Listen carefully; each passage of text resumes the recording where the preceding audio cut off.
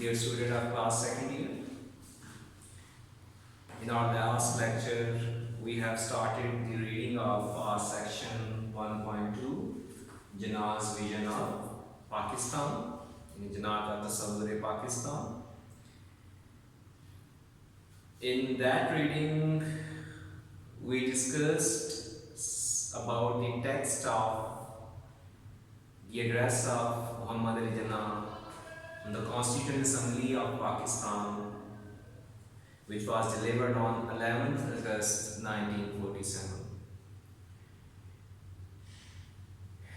Initially, we were given the details of that address by the writer, and then we were introduced with the actual text of that address which the Qaid delivered.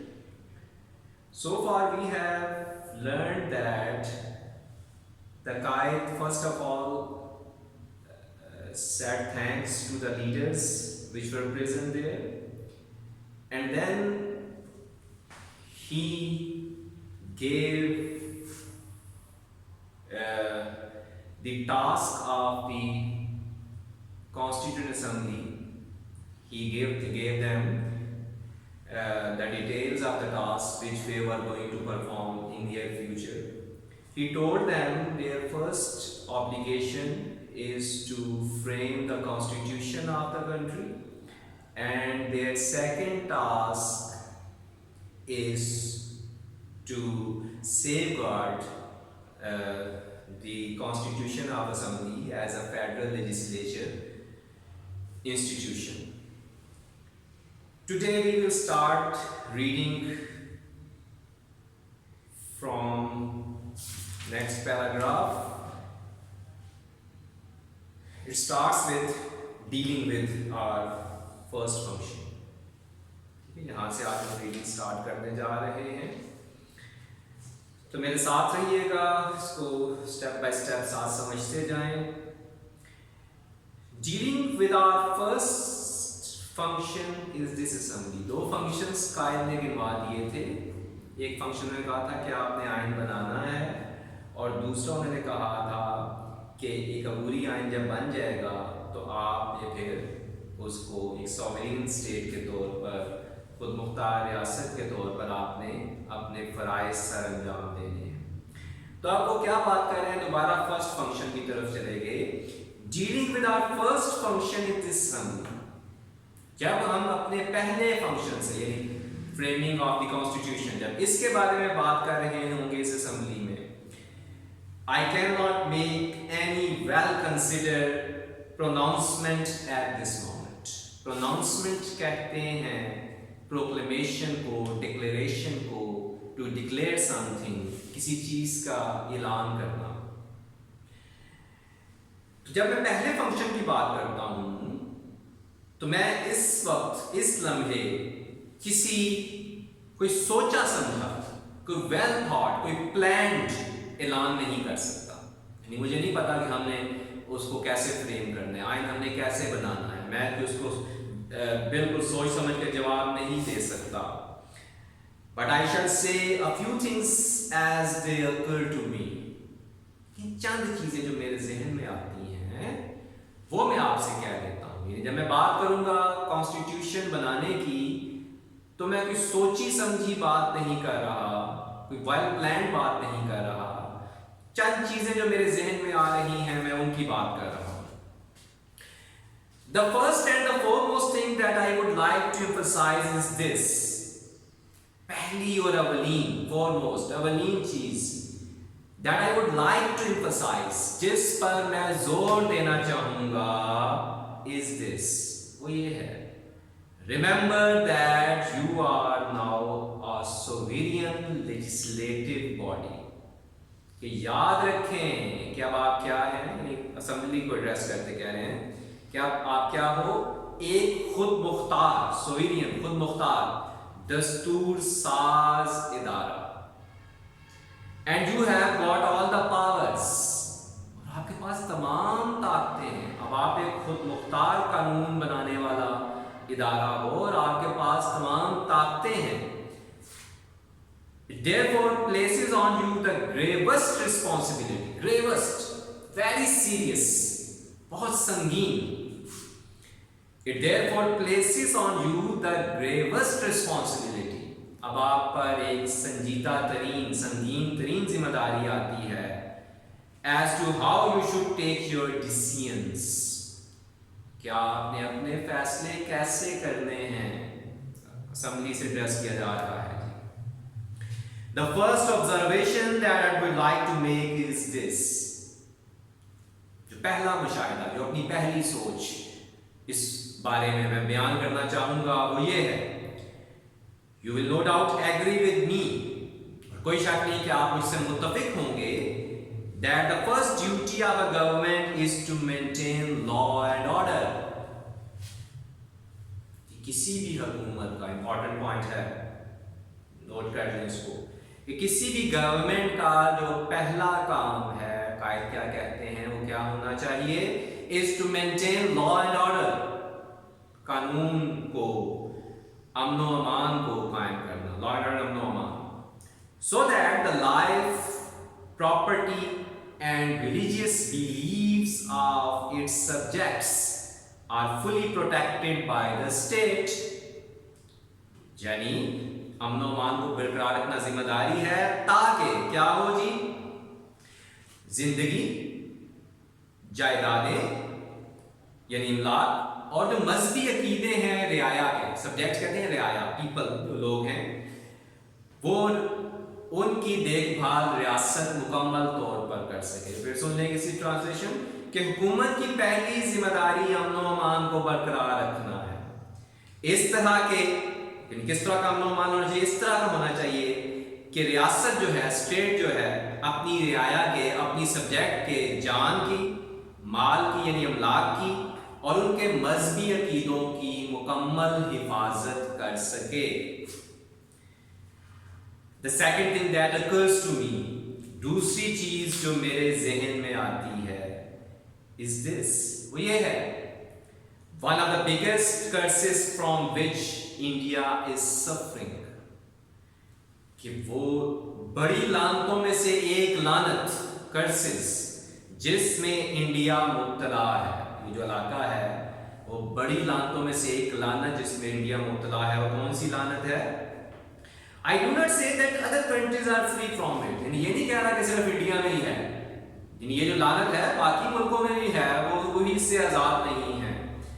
But I think our condition is much worse.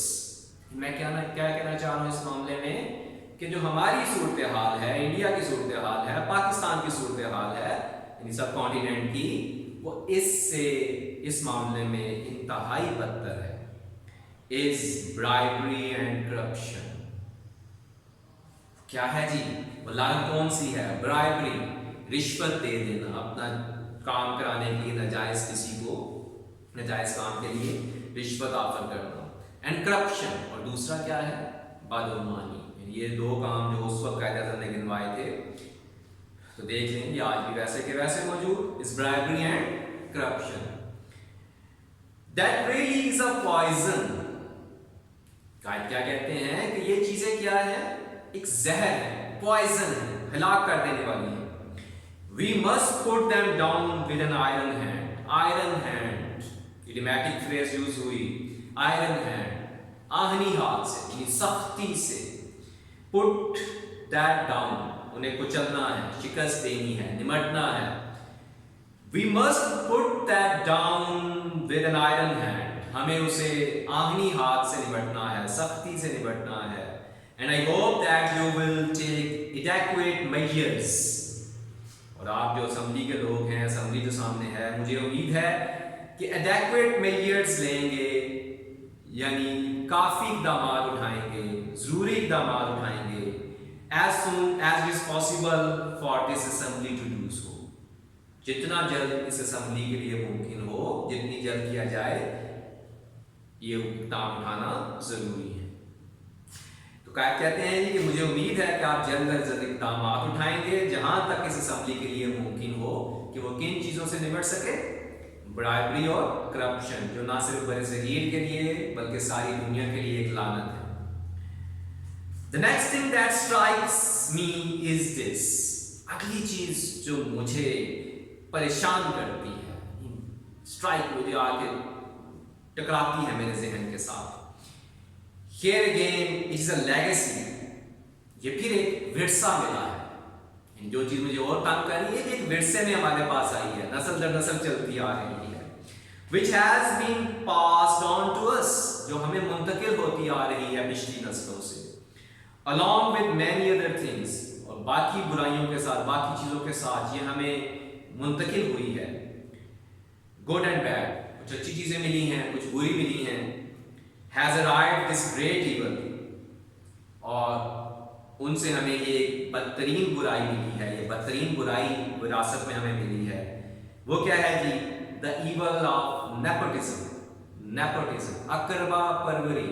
To favor one's own relatives, अपने रिश्तेदारों को, अपने अजीजों दोस्तों को तरजीह देना, फायदा पहुंचाना, इसे हम कहते हैं नेपोटिज्म. एंड जॉबरी, और बदउनवानी. यानी ये दो और चीजें जो हैं जो हमें मिली हैं, जो बदतरीन बुराई हम तक पहुंची है, वो कौन सी हैं? अकरबा परवरी और जॉबरी कहते हैं बदउनवानी. I want to make it quite clear. फिर कहते हैं कि मैं बिल्कुल वाज़ेह कर देना चाहता हूँ that I shall never tolerate any kind of jobbery. मैं ये बदउनवानी किसी किस्म की बर्दाश्त नहीं करूँगा. नेपोटिज्म, अकरबा परवरी भी नहीं चलेगी यहाँ पे. Or any influence directly or indirectly, या कोई भी बिलवास्ता या बिला वास्ता दबाव, इन्फ्लुएंस, असर brought to bear upon me, जो मुझ पर डाला जाएगा. वाज़े कर दिया कायद ने कि मुझ पर किसी किस्म की बदउनवानी, अकरबा परवरी या कोई भी बिला वास्ता या बिल वास्ता दबाव मैं बर्दाश्त नहीं करूंगा. Whenever I will find that such a practice is in vogue, यानी काबिल अमल, जो ऐसा काम जो जारी, इन वॉक होता है वो काम जो मुसलसल जारी हो, जो प्रैक्टिस हो रही हो, जिसकी बात हो. Such a practice is in vogue, जब मुझे पता चला कभी कि ऐसा काम जारी है, यानी ये जॉबरी वाला, और इस कंटिन्यूइंग एनीवेयर, या इस इलाके में कहीं भी, इस मुल्क में कहीं भी है, लो और हाई, चाहे ऊंची सतह पर चाहे निचली सतह पर, I shall certainly not countenance it. Countenance कहते हैं बर्दाश्त करना, टॉलरेट करना. तो मैं किसी सूरत इसे टॉलरेट नहीं करूंगा, बर्दाश्त नहीं करूंगा. लास्ट पैराग्राफ आज का students. I know there are people who do not quite agree with the division of India and the partition of the Punjab and Bengal. मुझे पता है कि बहुत सारे ऐसे लोग हैं जो इंडिया की तकसीम से और बिलखसूस पंजाब और बंगाल की डिवीजन से, तकसीम से मुत्तफिक नहीं है. Much has been said against it. बहुत कुछ कहा जा चुका है इस बारे में, इसके बारे में, इसके खिलाफ. But now that it has been accepted, लेकिन अब जब हमने ये कबूल कर लिया है, ये तकसीम कबूल कर ली है हमने, it is the duty of every one of us to loyally abide by it. हम में से हर एक का फर्ज है कि पूरे जानसारी के साथ, वफादारी के साथ, abide by it, इसकी पैरवी करें. And honorably act according to the agreement, और बड़ी इज्जत के साथ उस माहिदे की पासदारी करें, which is now final, जो पक्का हो चुका है, जो खत्मी है. And binding on all, और सब पे उसकी पाबंदी है, सब ने उसको हर सूरत उसकी पाबंदी करनी है.